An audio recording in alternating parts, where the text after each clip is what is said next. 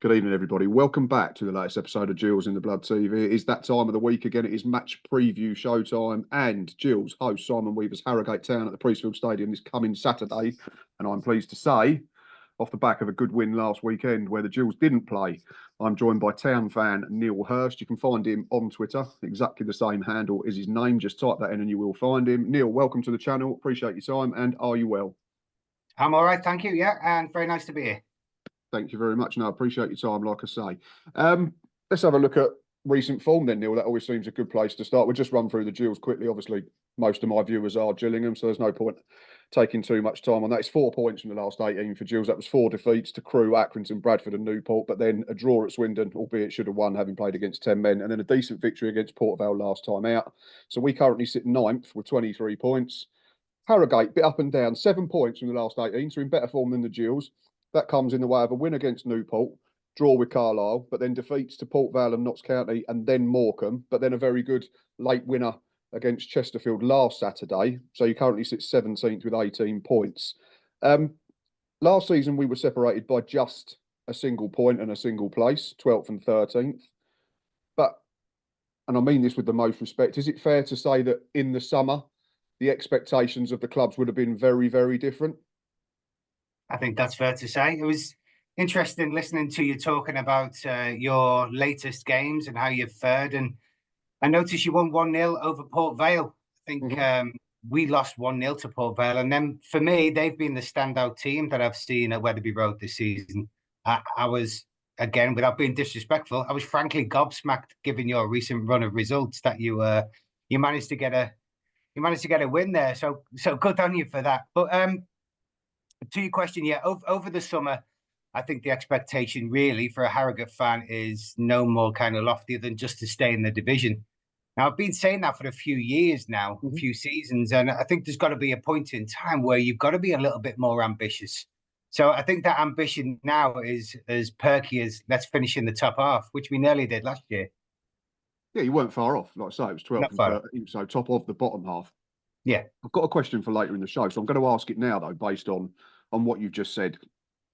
If you say Harrogate Town, you say Weaver. Simon's been the manager, longest serving in the Football League, I believe. His dad's the chairman. They've done a brilliant job for the town, the football club, the community, taking you from non-league up into the Football League. I'm going to ask you now, earlier than I anticipated, based on what you just said, and you've said the ambition soon enough has to be top half rather than just trying to stay above the line. But is there a case to say, and again, with the most respect, that without further investment, because I believe the chairman is pretty much a one-man band, there's not loads of outside investment. So the budget, the fan base, the infrastructure within the club, would that be your ceiling? Mid-table to lower mid-table as a Football League side? I get we all have to ambition. We all want to be better and improve. I get that, but yeah, there has to become a stopping point due to circumstances like finances, etc. I mean, it's a fair question. I think if we got promoted to Division 1, in many respects, that would be a complete car crash, and it would just—I don't think it would end particularly well. Okay. I think with the size of the fan base, the finances that sit by it, at the moment, Division 2 seems to be,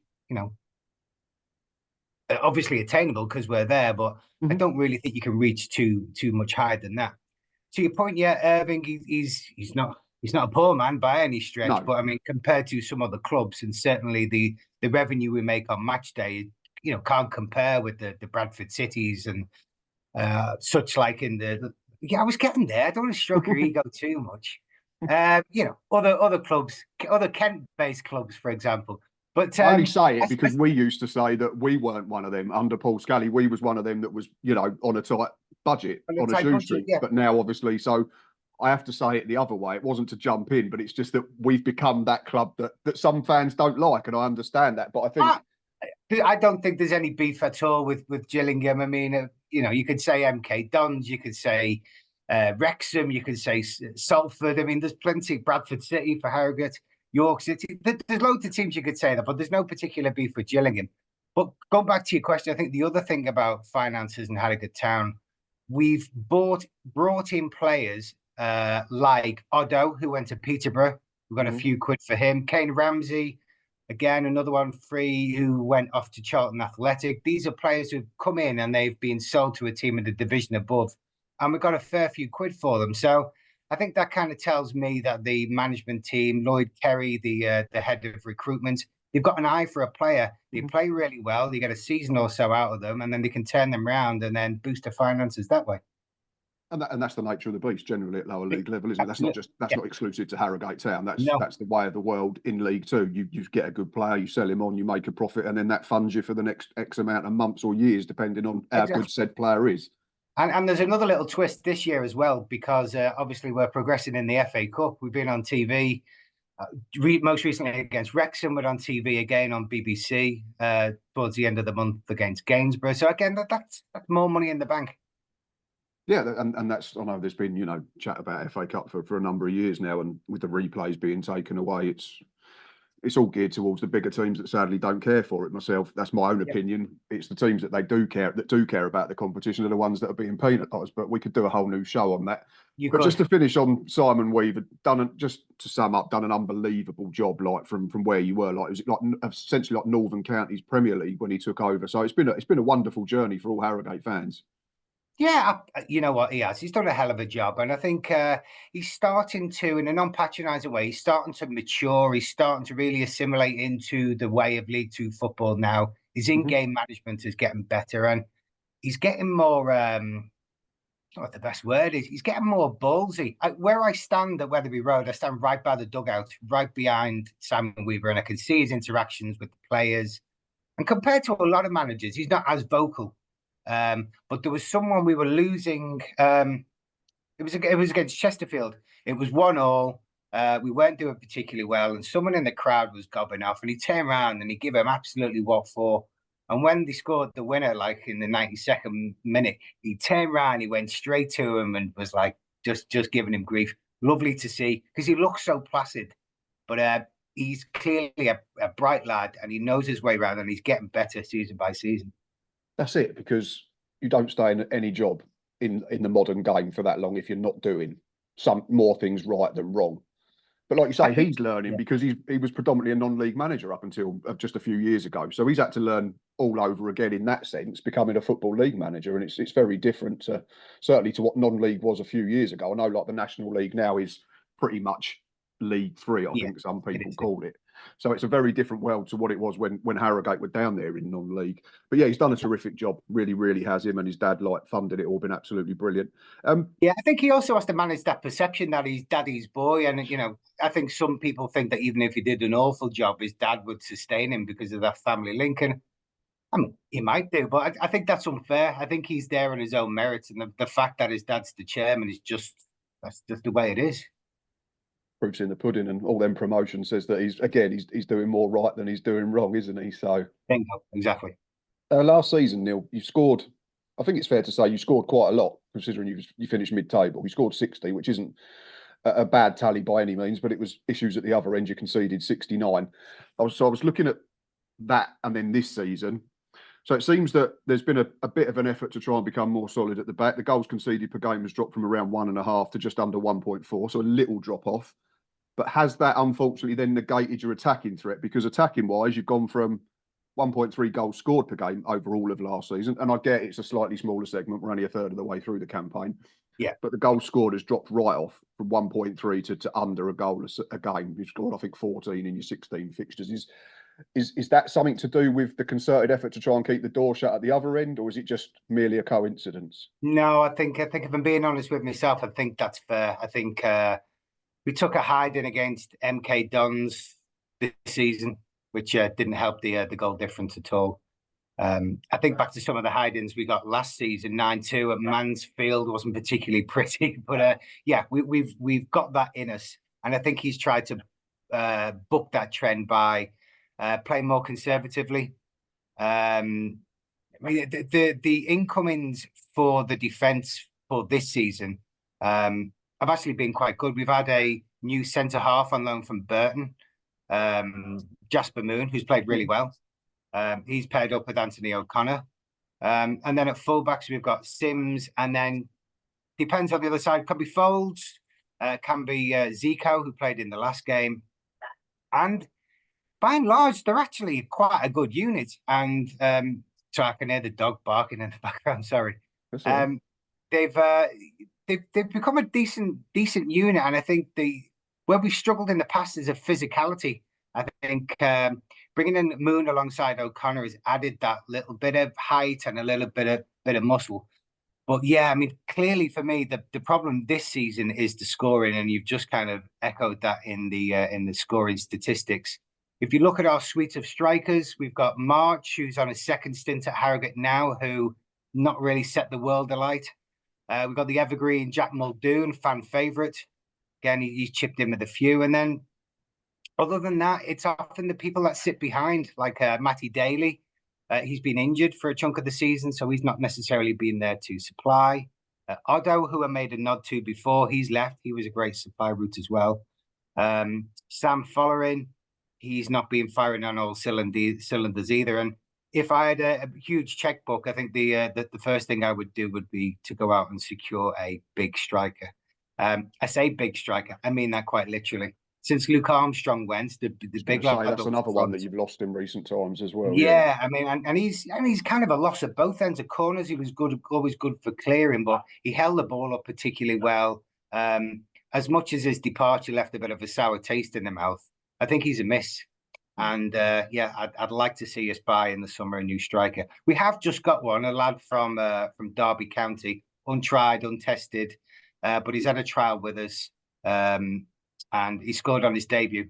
Fair enough to him in the Bristol Street Trophy, whatever that's called these days. That one, Ento it's called. Yeah, but yeah, I think it's striking department worries me more than the defensive department for sure.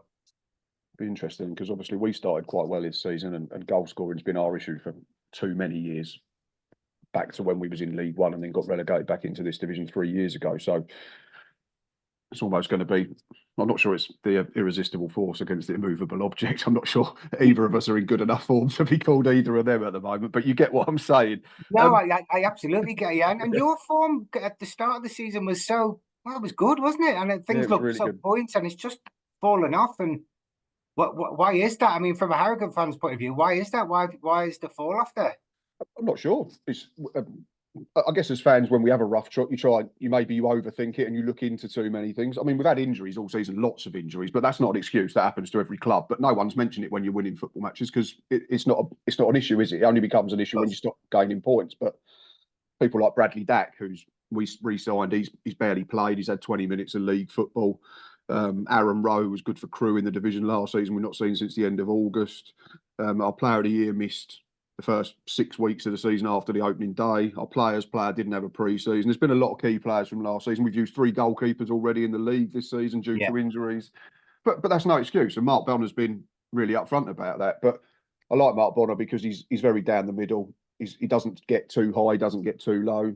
He said a few times, when we were top of the league, I wasn't the best manager in the division. And just because we've not won in 6, I'm not the worst manager in the division. But he knows that we've got to improve. We've got to be better going forward because we sign players with the numbers that should be doing better. The likes of Jack Nolan, 25 goal contributions last season.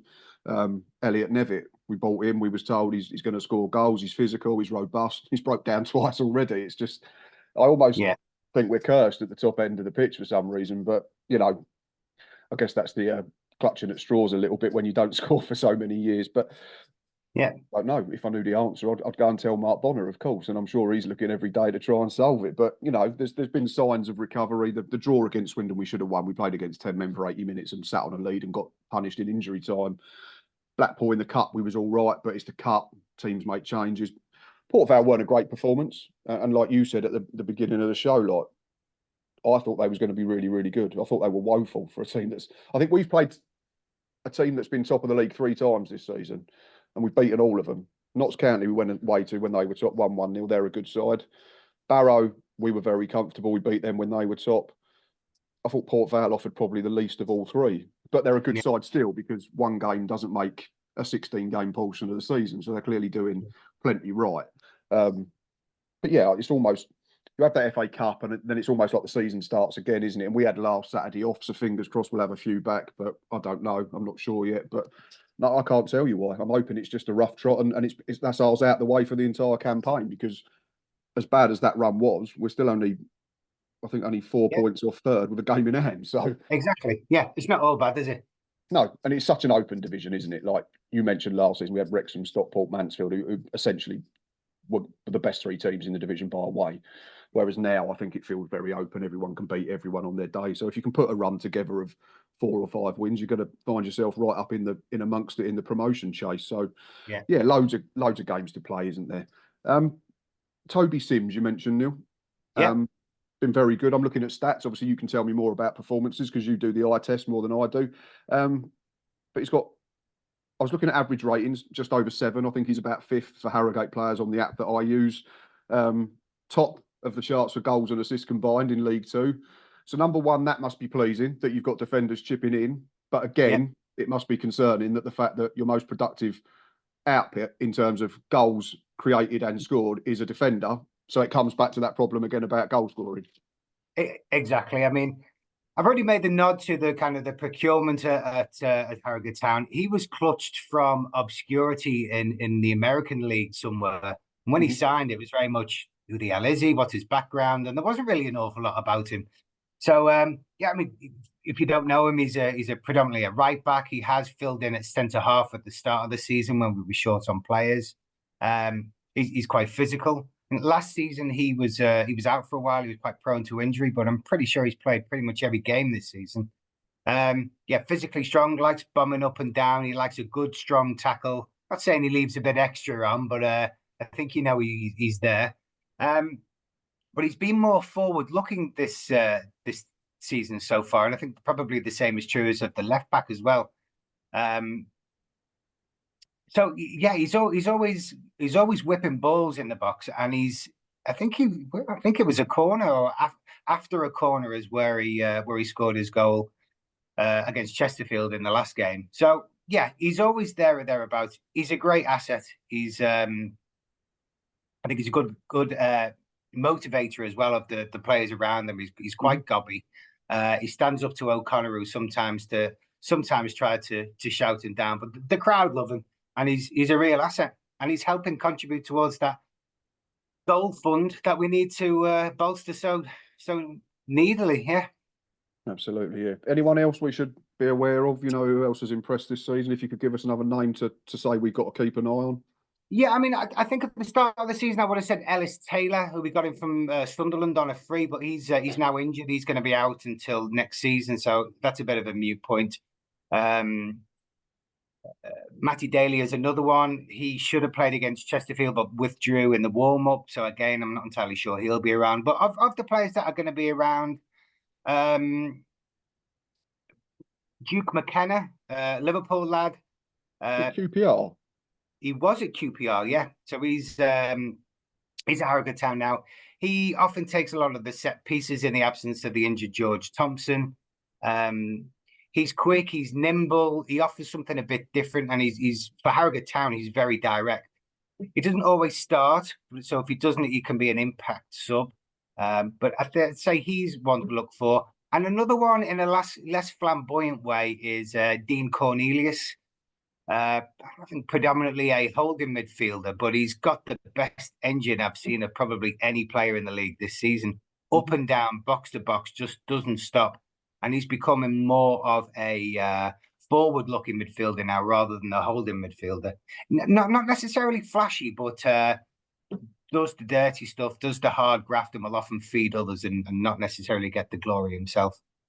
Yeah, I was just looking at your lineup against Chesterfield. It looks, according to this, I mean, you can tell me if I'm wrong, it looks like he started off of the right-hand side of the three behind the centre forward. Is that correct? And then it had Duke McKenna as the 10 and James Daly the other side.